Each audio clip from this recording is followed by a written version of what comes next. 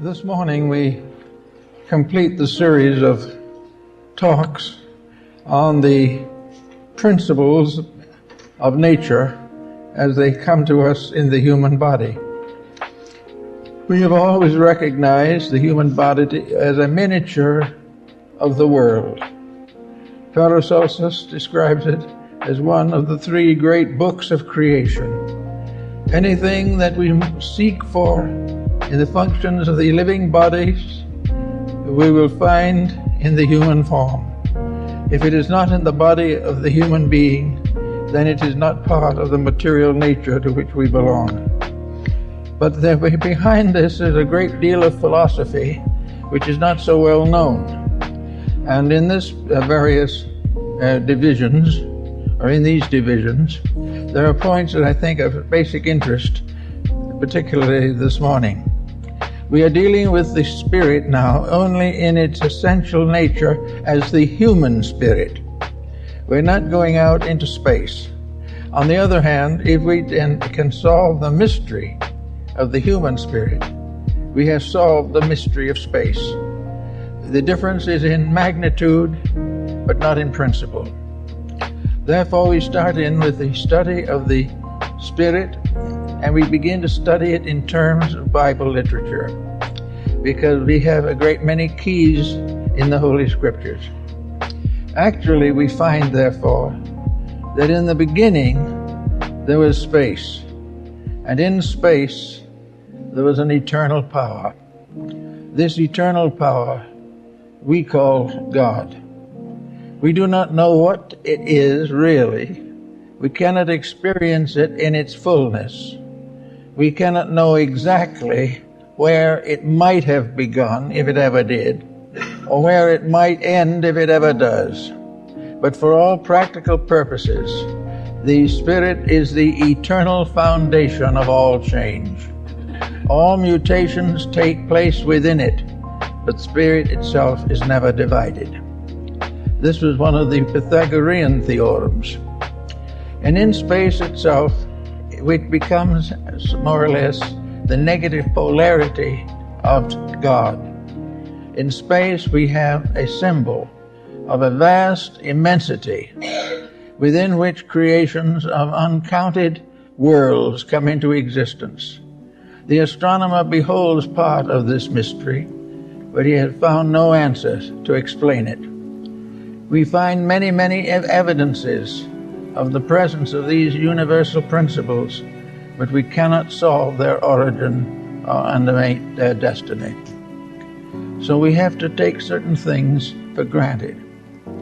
Now, in our own physical life, we have a combination of circumstances. We might liken this life to an electric light bulb. When the light is turned on, the bulb shines and we have light. Someone turns off the bulb, there is no more light. After a while, the bulb itself will burn out. Maybe it will give 100 hours or 500 hours, but ultimately the bulb will burn out. And someone is apt to say at that time that the light has died. It hasn't. It is the bulb that has worn out. And in the study of the human being, this is particularly important. The human being never really dies. It is only the bulb that is burned out. The body of the human being is so involved in the material substances of existence that the wear and tear of the spirit within attempting to manifest outwardly results in the course of time of the bulb burning out. The more advanced the individual becomes, the more he shelters and guards the light within himself, the longer the blaze will continue. But ultimately, it has been said in the ancient writings, all compounds must be dissolved. The great compound for man is spirit and body. This compound must ultimately be dissolved. But how is it to be ultimately ended or changed? It is to be ended or changed by transformation and transmutation. The individual as a being never dies. It is only the body which, becoming exhausted of potential, is no longer able to carry on. But with more discipline, more understanding, and more insight, the spirit has a longer duration. The growth of the person, the unfoldment of the nobility of the individual, the positive use of its creative and constructive skills, all of these things help to lengthen the life of the bulb. They all help the individual to transmute or to create a new level of understanding. And each level as it rises is more subtle, more gentle, more permanent than those that have gone before. Therefore, evolution for man is a gradual unfolding of the body to permit the light to shine through. And the more highly evolved the person becomes, the more beautifully the light does shine through. So this morning we want to take a little study of some of these factors to see if we can make them a little clearer. In the Buddhistic doctrine, we find a study of the planes or levels upon which the human being functions. And we find these levels based largely upon Hinduism in the understanding or interpretation.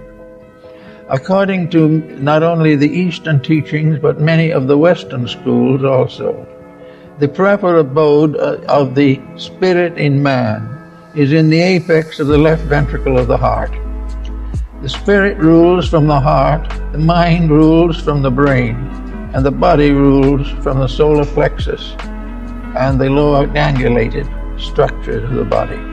Therefore, we begin with Buddha's transmission of the idea of the Septapana cavern. The Septapana cavern was where the Buddhist initiates of ancient times received their private or deepest instruction. When they really wished to know the real law, they departed from the general group and retired into the cave of 7 rooms where they could meditate in peace. The cave of 7 rooms is, of course, the human heart. And it is here that the peace and silence and transmutation takes place. It was there, according to Buddha, that through the quiet contemplation of life, the individual came as near to the spiritual truths as it is possible to do in an embodied state. So out of the Septapana, the cave of the 7 rooms, came the Arhats and those who were to carry on the blessed doctrine until the advent of the Maitreya. And actually also, according to some of the psychic peoples, I think of Andrew Jackson Davis for one, the heart is connected with the head and with the crown of the head. And according to mystics and some psychics, when the time comes for a severance between the body and its indwelling spirit, the functions of the body in the magnetic field are all drawn together, and all the energies and principles of the organs, because each organ has its own living entity. All of these entities, all of the spirits of even the smallest drop of blood, converge toward the heart. And when they reach the convergence point, they become ready for transmission. They then ascend through the central Sushumna Nadi, or the great tube in the spinal cord, and come to the crown of the head. And the crown of the head, there is a spot which is the last to solidify in the baby. The small child almost always has a partial opening of the skull at the top. And when it reaches this point, then it enters into the samadhi of the Sushumna Nadi, the 1,000-petal lotus, and then departs from the body. This procedure is for all, but the problems involving it are well worth careful consideration. First of all, we are informed that the body is not just simply an accidental form that's been hung on us for our disappointments. It is part of our really important evolving knowledge because it is through the body that we are capable of studying the actions of other people. Through the body we reach the world, we reach the family, we reach humanity. Through the body we become acquainted with the problems that arise in various degrees of evolution and development of human beings. We find out step by step most of the truths of the inferior world or the lower regions of body.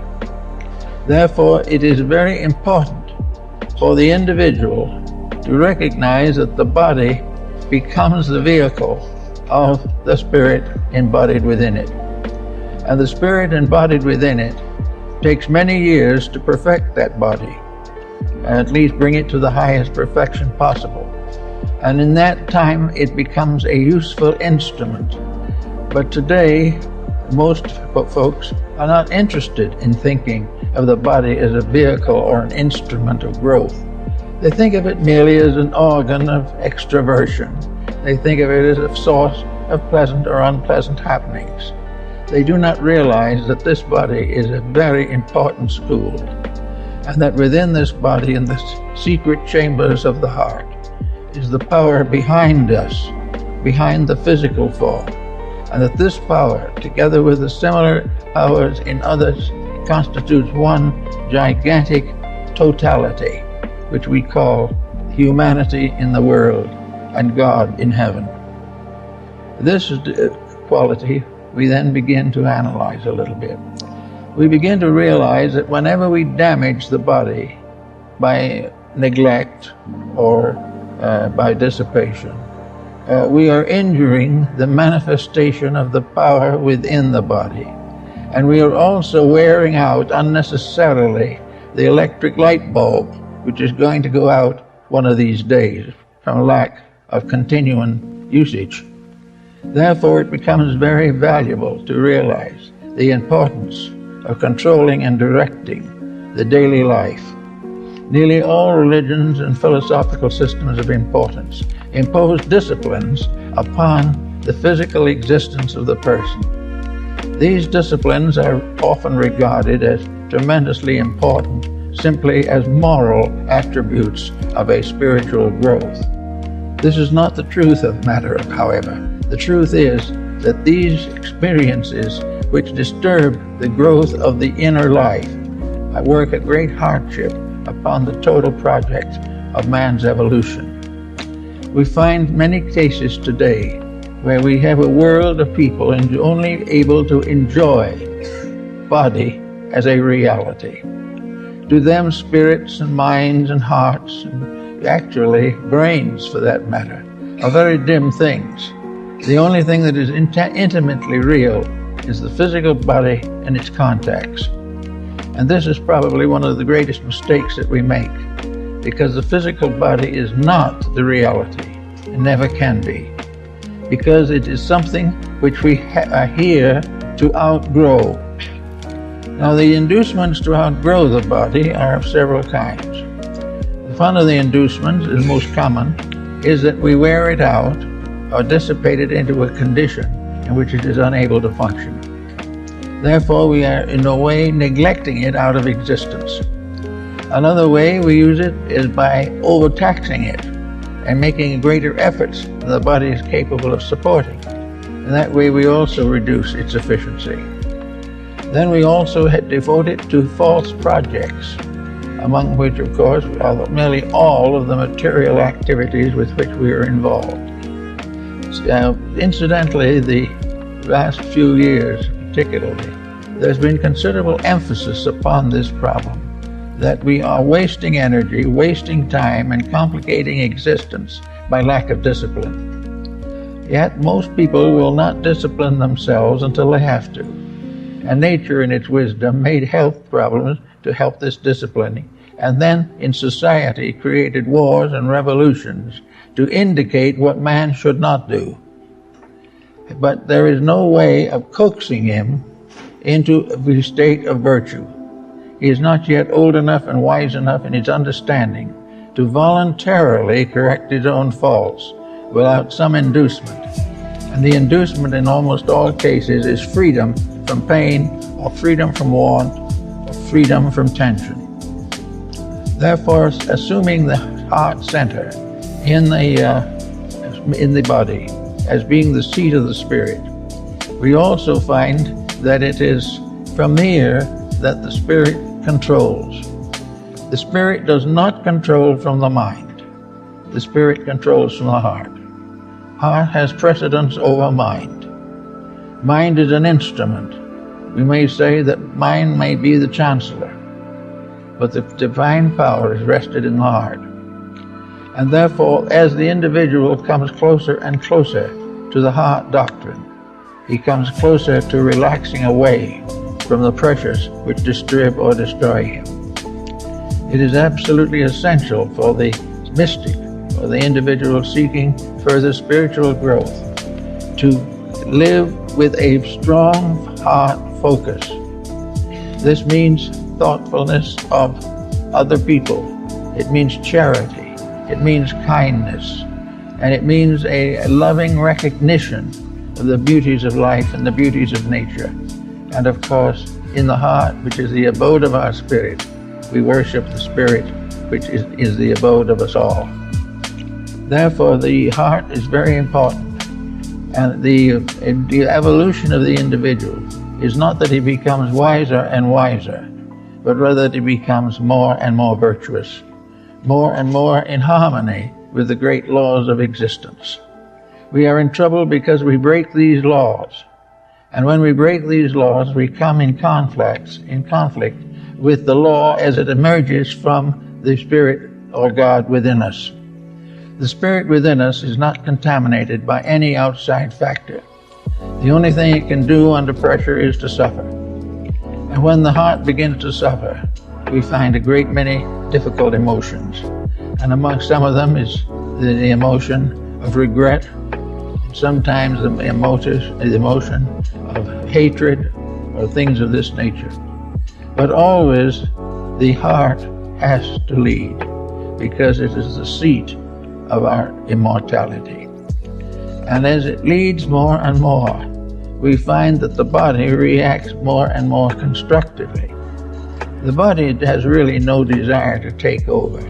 The only reason that it has assumed a dictatorship is because it is not supported by the conscious dedications of the mind and the emotions. The body does not want to rule the individual, but as nothing else is available, it will step in and do it. And when it does so, there's always trouble, because the body does not know what the spirit needs, but the spirit knows what the body needs.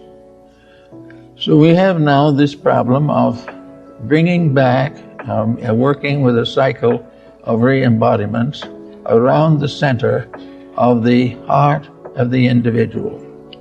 Now, as he comes into life, the heart becomes part of his essential makeup. The heart actually takes control of the body much earlier than we generally think. In fact, the probabilities are that it is there before the first physical cell appears. It is something much more important and more definite, and something that has a great deal of integrity and virtue in it. But by the time the child is born, the heart center is strongly established.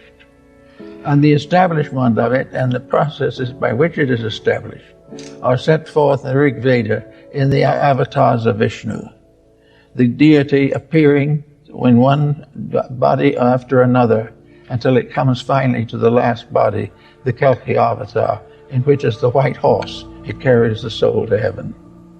But all of the symbols of the ancient religions tell the story of the creation of life within the body and its gradual emergence as an individual existence.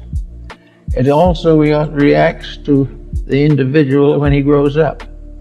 He grows up, perhaps, fortunately, in a good home, where kindly parental doctrines are followed. And then all of a sudden he comes to the dividing of the ways. He must become an individual. He must take on the responsibilities of self-discipline. This is the heart center reminding him that he must gradually come to value that above everything else on earth. He must know that as a man thinketh in his heart, so is he. And his thinking in the heart is one of the disciplines that is hard to bring to a materially focused civilization. But today we are in the grave danger of misleading ourselves and others. And the time has come definitely to recognize the importance of coming to the throne of the indweller, that which is within us as long as we live, the spirit of eternity, the unknown and unnamed God. He's a spark in every living thing. This spark is in the lowest creature. It is the tie by which all existing forms are bound to absolute immortality. As long as that spark is there, nothing can die. And when the spark can no longer abide because of the disintegrations of the body, then it retires and the body perishes. But then the dweller seeks a new flesh embodiment. And when the time comes, is reborn to continue the process. Now, what is this process that it is to continue? It is to continue to fulfill a certain test. It is part of a discipline. And in Northern Buddhism, it is part of an initiation. But the material life is a series of tests. It is a series of initiations into the mysteries of existence. All individuals are growing, some more rapidly than others. But no one can come into this world and live a reasonable length of time and go out without having learned something. Sometimes the person may deny that knowledge, but in the after-death experiences, it reproves itself. But there is no way of living without growing. But this growing can be stunted. It can be much less than would be natural or normal. It can fail to fulfill its essential purpose. For every step of growth means the correction of a weakness or a fault. And nearly everyone has faults of some kind. Very often we blame other people for them. But in the dweller in the heart knows what faults are our own. And those common faults that we have, of course, are hatred and jealousy and selfishness and combativeness and acquisitiveness. All of these faults are involved in two things: the relationship of the individual with the heart within himself, and the relationship of nations within the heart of the solar system, which is the sun. In other words, as in the little case, we get into trouble by failing to correct our mistakes. So in the larger case, we get into world catastrophe by failing to correct the great mistakes, which are nothing but the little mistakes grown in size. And we have a family conflict, a world of words, unpleasant ones, over a back fence, and about the same time, and 2 or 3 nations get together and have a bad time. Everything is of the same type, differing in multitude or magnitude, but not in principle. And in principle, all things are leading toward the heart. The mistakes have all divided us from the heart center in ourselves, and our virtues bring us back again to it. And when we come back, however, we are better than we would have been had we not been tempted, because temptation moves salvation to a task by the individual himself. In other words, there would be no gain by experience if the individual could attain happiness and peace without experience. If he did not have to correct his own mistakes because some benevolent providence did the work for him, he would remain to the end selfish and ignorant. But he is not permitted to do this. He is reminded of the fact that his own presence in the world is a proof of his own need for growth, his own continuous challenge by which he must gradually unfold his own integrities. Thus we have another important factor here, health. We have the health factor, in which individuals who mistakes of one kind or another, creates various ailments which sometimes cut them down in their prime. But altogether, all these things, whether it's a digestive difficulty or an international problem, all arise from the same basic sources. The failure of the conscious person to understand the reason for himself and the way in which he must work with himself to fulfill his own purpose. Now, out in the larger sphere of things, we have concepts of God. And nearly every nation has some concept of the nature of deity. And this nature of deity has been, for the most part, built up from a contemplation of superiority in the material world. Those of highest rank are regarded as nearer to deity. Those of various particular outstanding abilities are said to be inspired. But in every case, the comparison has been that the divinity is a highly glorified humanity. It is a person who has been raised by adulation or public esteem to the estate of a deity. And in ancient times, nearly all deities were glorified human beings, remembered for their powers and principles long after their bodies were returned to the earth. So deity became, as one man called it, a highly glorified King Henry VIII or Louis XVI.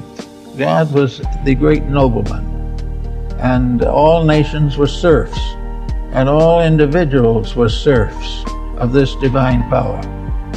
This has been gradually changed, particularly by Luther in the West, to the realization that the supreme overlord is not a Henry VIII, but that there's only one real ruler, and that is Spirit itself. Everything else is a false ruler. But the false ruler must continue until the community or the world earns the right ruler. We must have the difficulties until we outgrow them, and there is no way of outgrowing them vicariously. There is no way in which through a formula we can grow. The growth must be real, and the growth must be tested by the power that is seated in the heart. When the heart power is satisfied, we are right. When the heart power supports us, we are right. But up to that moment or that time, we are in various degrees of rightness and lack of rightness, which we call the ordinary living conditions of humanity. So we find in the stories of the incarnations that we have a broad platform, assuming for general purposes that the human being, in order to fulfill the destiny for which he was created, will probably pass through approximately 1,000 embodiments. Now this is probably an inexact figure, but it is in principle is obvious or indicative.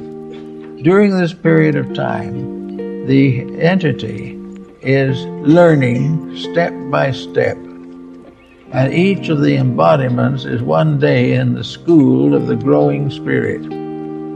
Each day is a struggle, each problem must be faced, but out of it all comes a gradual enrichment. And this is well set forth in the Bhagavad Gita. The spirit was never born, the spirit will never die, but it will be embodied in various forms, and the forms will live and die. But that which is true goes on, and the only thing that it takes with it is the enrichment of its own spiritual insight. Actually, as the Hindus believed, we are all in a way gods in the making. Because when we become wise enough to run our own affairs, we will be made masters over greater things. The purpose of all evolution is to produce those stars that shine in the sky, and beyond those a great silence in which eternity abides forever in its own perfection. These things we have to learn by degrees. So the one thing we can do, however, is try to create an easy relationship between the spirit in the heart and the daily conduct of our lives.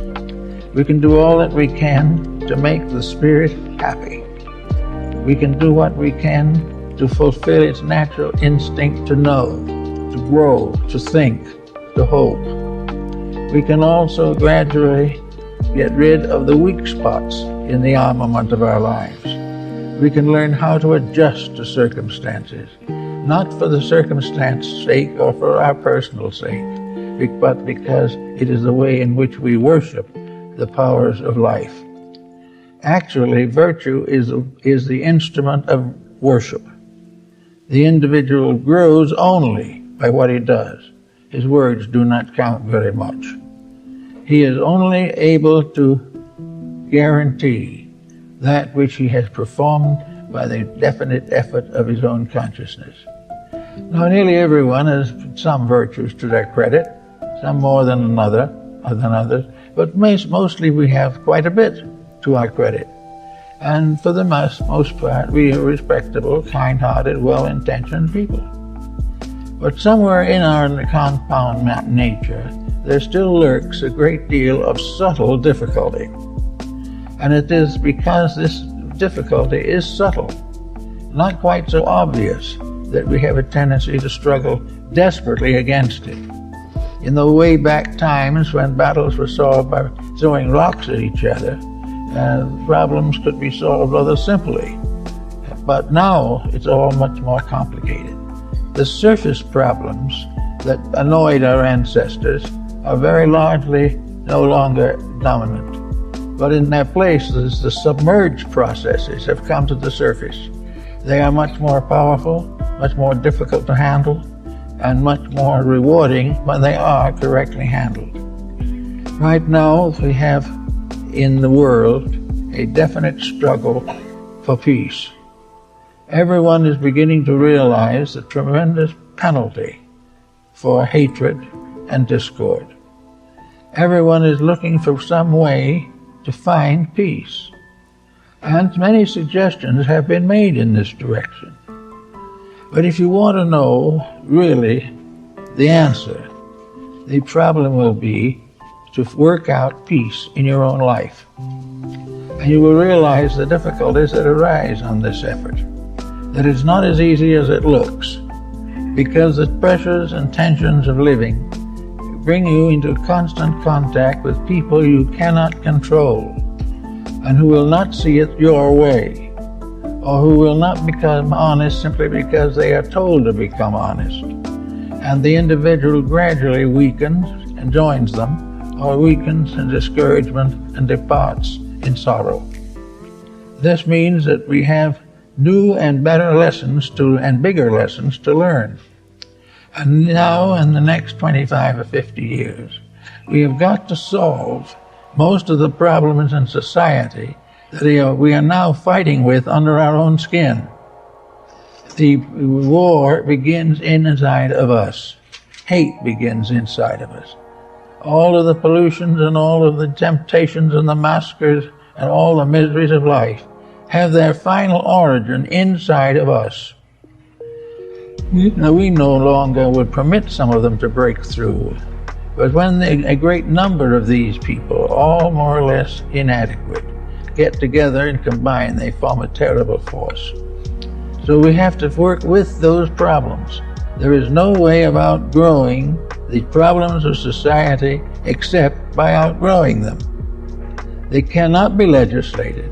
They cannot be forced upon us by laws or by rules or by penalties. They must come through growth. Peace is when the individual has discovered that it is a greater truth than conflict. It is coming nearer and nearer to the core of life. Now the spirit within us has its own functions. It has its own virtues, and peace is one of them. Peace is very important. Let's see a little bit about it. We will say to begin with that peace is a spiritual quality. It is something that belongs to the over realities of existence. The germ of peace is in us. The germ of peace is in that heart center where we hope to build the beginning of the golden wedding garment described by St. Paul. But we have now a peace center. What are we going to do with it? Well, there are lots of problems in peace. We would probably all like to have peace, but there are difficulties. One is we don't speak to our neighbor and they don't speak to us. That is a small thing, but it's not peace.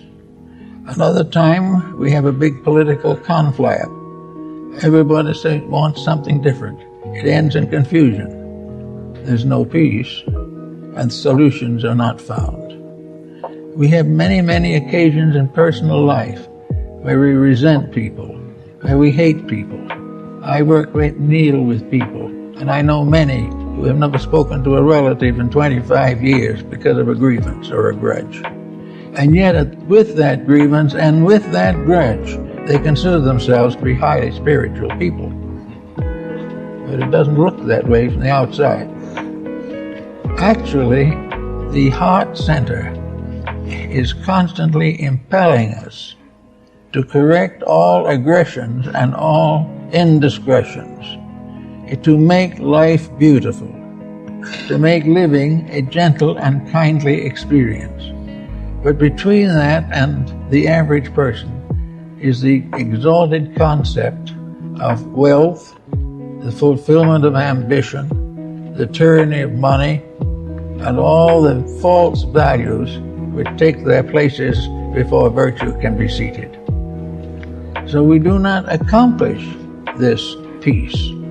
And we talk about it, and we have all kinds of thoughts, but then another war breaks out. We are not learning. Now, from occult philosophy, perhaps, or at least from the esoteric doctrines, we get a realization of the values involved, but they are so difficult and so ultimate that the average person doesn't even try to meet their demands. They consider that it's much better to die in a half-conscious condition than to struggle with the pressures of self-improvement. But nature isn't going to let us get away with that.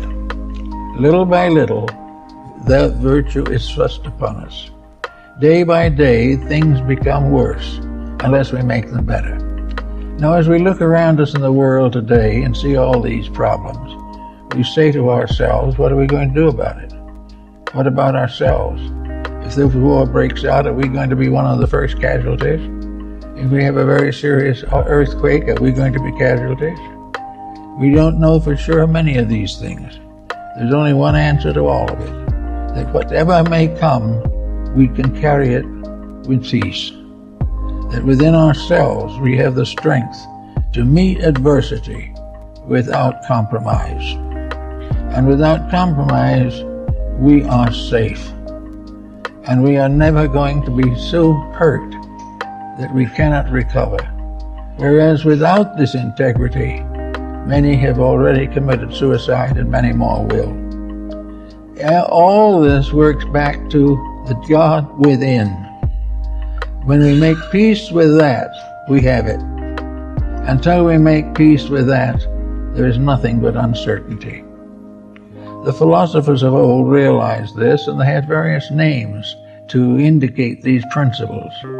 They talked about the various orders of deities and the various orders of principalities of the invisible world.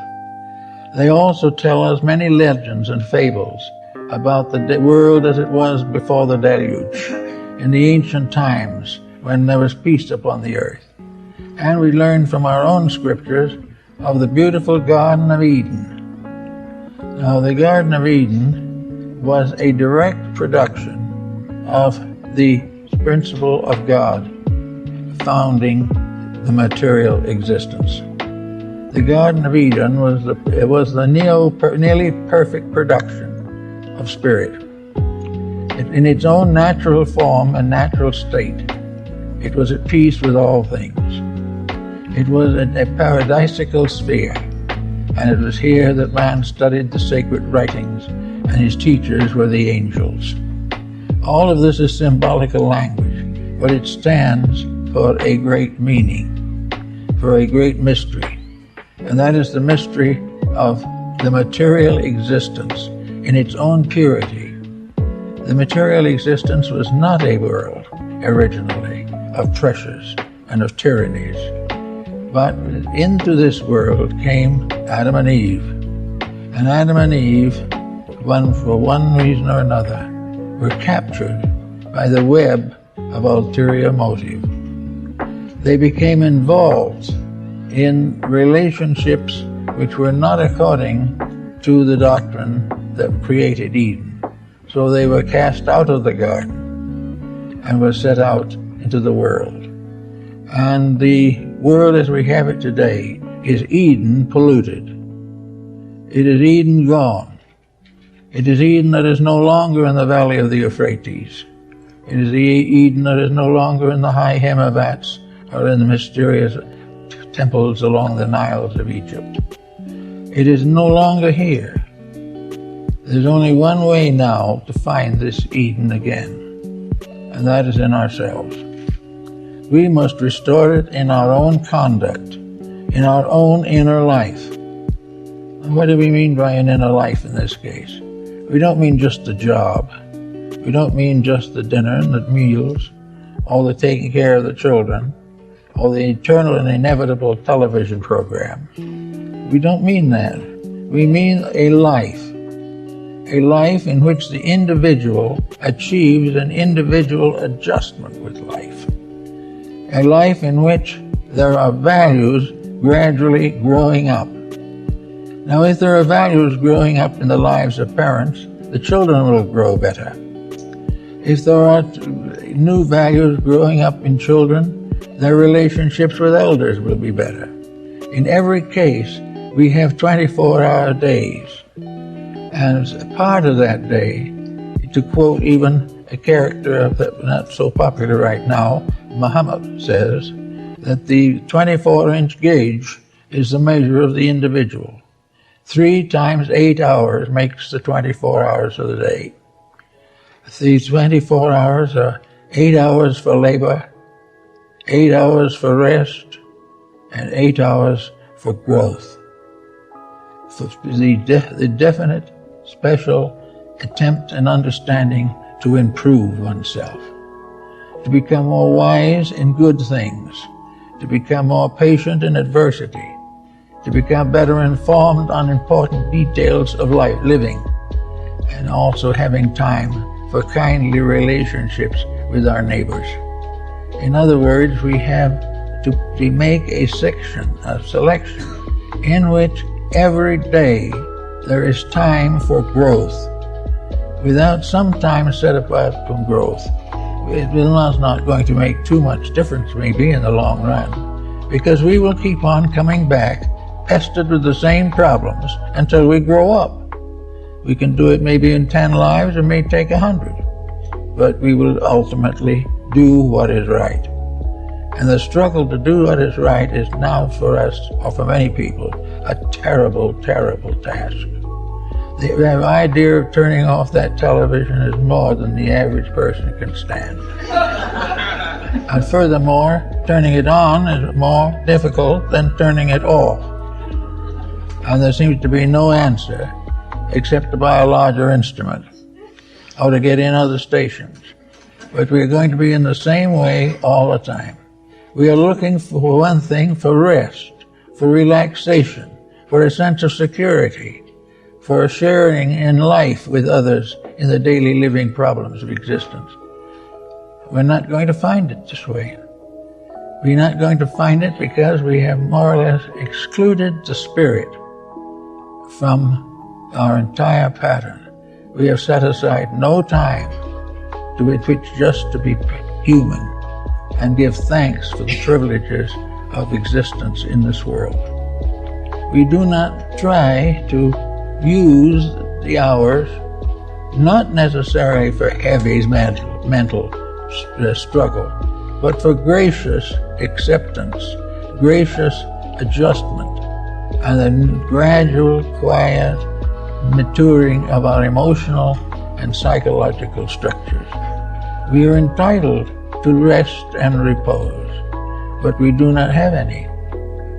We had more repose in the old days of the sweatshop than we have today. And that's quite a span.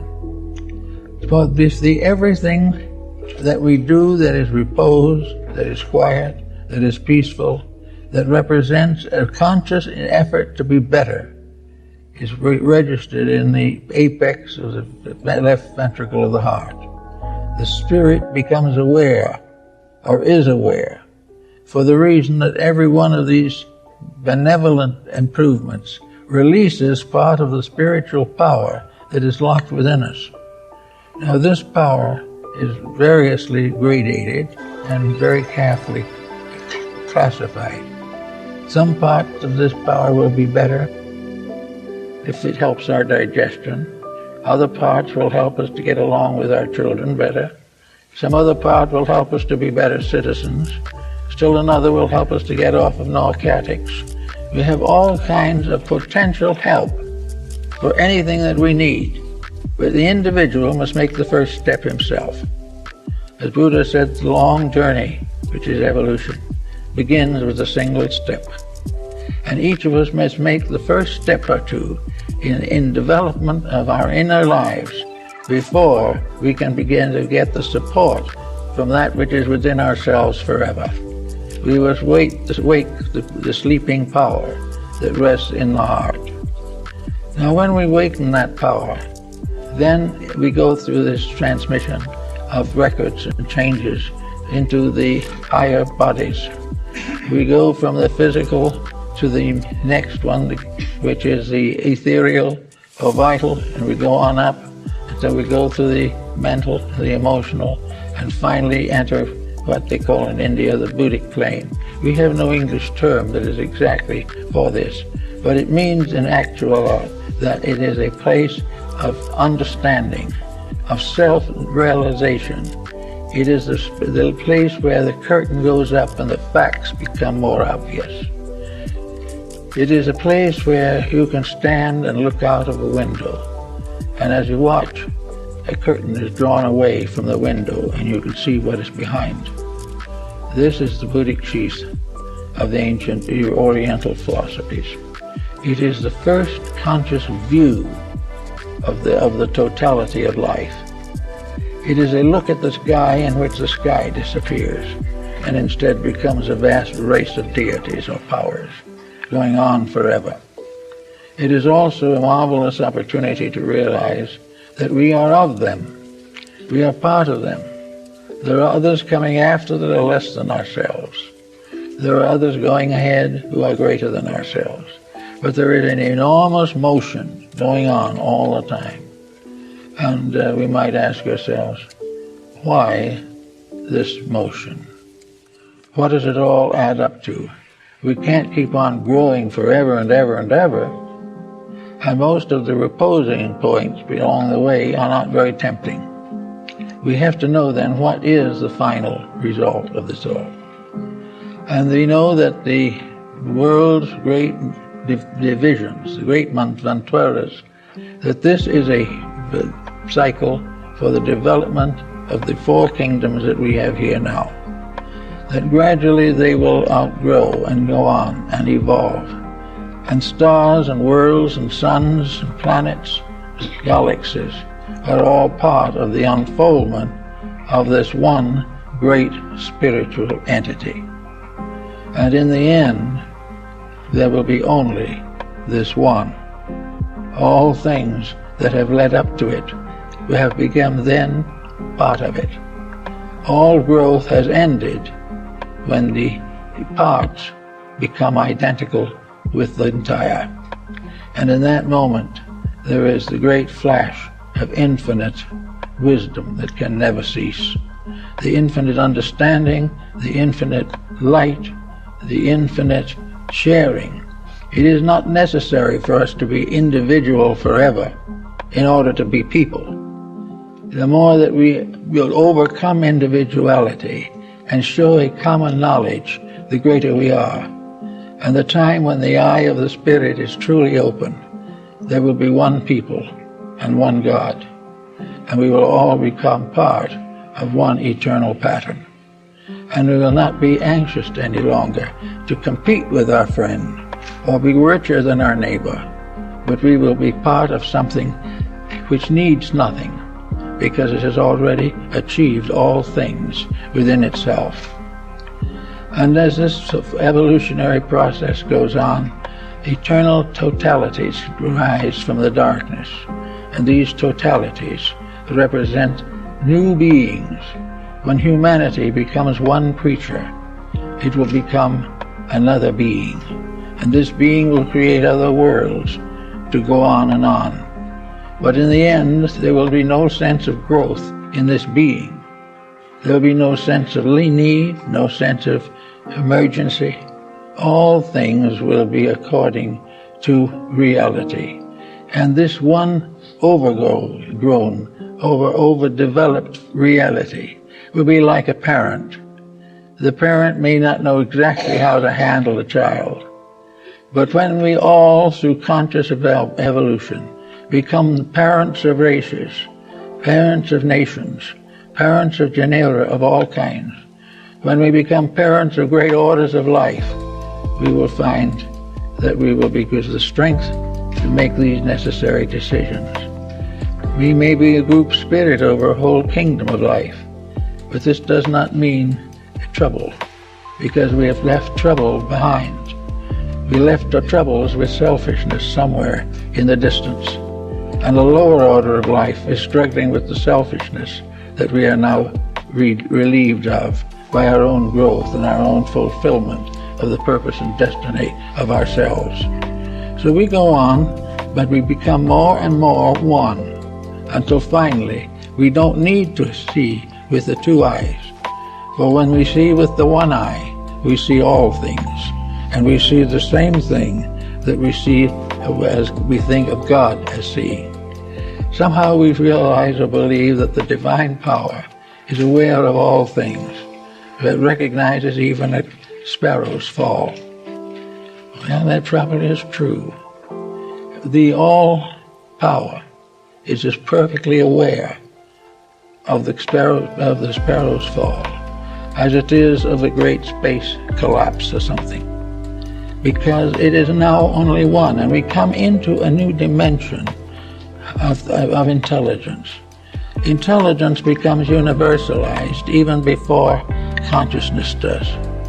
Suddenly there is only one mind, and we are all part of it. And this one mind flashes inside of all of us and brings us into peace. When we understand mind, we will all be friends. When we understand emotion, we will all be kind. It is because there is only one emotion of kindness, and it is distributed individually in various degrees of development through the 5 billion or 6 billion human beings now inhabiting the earth.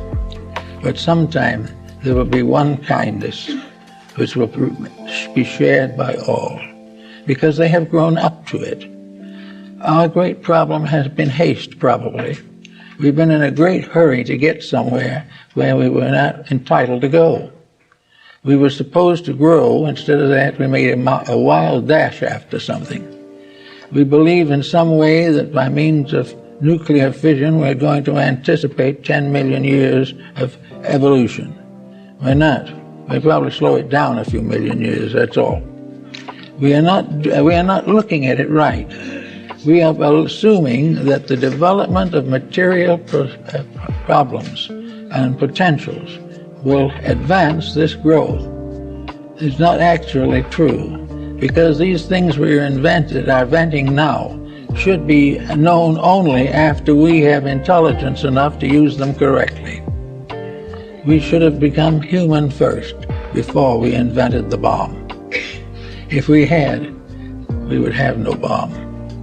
But by failing to grow inside of ourselves, we have permitted nations to destroy each other and endanger the survival of all. Today we have another emergency coming in. And against this emergency, we are trying to build people who can understand the values and can realize that it is possible for us to get together and work out problems constructively. Now, it may well also be that in these great stressed periods, that circumstances will arise which we cannot control. We have not become wise enough. So therefore, we are able only to destroy ourselves. We do not know any better. But here's the rub. No one ever destroyed himself or anybody else. All these things are part of an illusion. The illusion based upon the inevitable reality of the obvious, where everything that you see is real, everything that you do not see is unreal. When the very actualities are that the things that are real are mostly invisible, but very real within the person. And all the virtues that we need to correct the outside condition are present within our own natures. But we have to develop them. We cannot affirm them. There is no use writing petitions with them. It must be a gradual, inevitable unfolding of the relationship between ourselves as persons and ourselves as principles in life and space. The entire solution to the human life wave problem lies in the outgrowing of the ignorance, even as in the growth of the small child. The problem is to bring it up to maturity. Now, if you took the small child today, in the environment in which we now function, we know that most parents are having many difficulties. The child is precocious. The child has all kinds of whimsies. It can be terribly annoying. It can be very bitter in its attitudes. It can be hopelessly extravagant. It can avoid all work and responsibility. And the parents get into more and more difficulties. But this is also true in the great composite child, the human race. The human race is spoiled at the moment, badly so. But it's spoiled with things that cannot succeed. It has created an artificial world out of harmony with a natural world which is magnificent in itself. We have suddenly tried to create something better than good, and have found only something that is worse than bad. We do not have the right attitude on these things. We have not been willing to accept these realities. Francis of Assisi was well aware of this. He came from a rather bad background. He was a rather dissolute young man. But when he became aware of the spiritual values of life, it completely altered him. And he became about all who could in those days, a member of a religious house. Today, we've got to make the world into a religious house. A few people retiring into monasteries won't do it. This whole world has got to take on a little bit of the looks of a monastery, or a convent, or something, in which there are people who are self-disciplined. This point has been strongly made by the Zen masters of Asia, that there's nothing that you can talk about, there's nothing you can affirm, there's nothing you can read about, there's nothing that you can talk about that does anything unless it is accompanied by an appropriate action. If you believe in peace, you practice it. If you believe in forgiving mistakes of other people, you start right in forgiving them. But all the talking in the world will not correct anything unless it leads almost immediately to an action consistent with itself. So all the way along, we are fighting to bring through the divine state that we lost. Paradise has retired with God into our hearts. It is still there. The God of ages has never passed on and never changed. But in its infinite manifestations, it has come to be known by various names. And in our little world, in which each of us has a spark of God in ourselves, we want to name one of the sparks John and another spark Joanne, but they're the same spark, and there's only one. But they are apparently separate. And for every argument between two people, we have a symbol of an argument between two parts of ourselves, because all arguments can find their root within our own natures. So it becomes very interesting to study some of these things, and it's very interesting to look forward to the time, somewhere, sometime, when these problems will be solved, when we will find again the Edenic world of ancient thought, where we will live at peace in a gentle world. And as soon as we accomplish this, and we are quietly settled, and we are one with our own hearts, and we think most of others, and our loves are sincere and devout, and our faith is strong, when we get that, we will have a beautiful vacation in a little world of golden glory. We don't know just what it's going to look like, but it's going to be beautiful, it's going to be wonderful, and we're going to feel that we're being rewarded for everything we've ever gone through. And when we get a good vacation, we'll start a new job and go through more than we have ever gone through before. But all the way, we will be growing towards a complete conscious identification with the one infinite reality at the source of life. The journey goes on. We came from God, and the journey goes on until we go home. We have little pauses along the way, but in every instance, the journey is toward the Spirit in ourselves, and the Spirit within ourselves is our link with the universal Spirit. When we find reality in our own hearts, we will discover it in all of the hearts of the world, and all the worlds that are within the great heart of truth. The astronomer looking far outward can't imagine how all these wonderful worlds came into existence. He wonders, he can't really understand, because he doesn't see the infinite invisible which is behind. But the mother looking at a newborn babe is looking at a creation that is just as important, just as mysterious, and just as sacred as the bringing forth of nations and of worlds and of planets and of stars. They're all part of the manifestation of infinite life. And when the human being is able to adjust his personal consciousness for the mysteries of eternity to come through him, he will find that he has a very nice and peaceful time ahead. And when we have a brotherhood of humanity on earth, we will discover the unity of God in heaven. These things are interrelated in a strange and wonderful way. And it is hoped that in the course of this 21st century that is coming, we will take another major step to the realization that we are one creation, one person, one sufferer, one dreamer, and trying to build out of all of the confusion of life our own understanding and our realization that this plan is right and good, and that the mysterious power at the seat of it and the cause of it is worthy of our affection, our devotion, and our veneration. We hope all these things will come about in due time. In the meantime, however, we have our little problems to solve, but the main thing now, for just at the moment, is give the heart as much nourishment as you can. Take care of it physically, it'll give you length of years. Take care of it psychologically, and it will give you depth of insight. Take care of it spiritually, and it will give you the experience of God. All these things are part of the great experience, and the road that leads to God is always through the hearts of living things. That's it.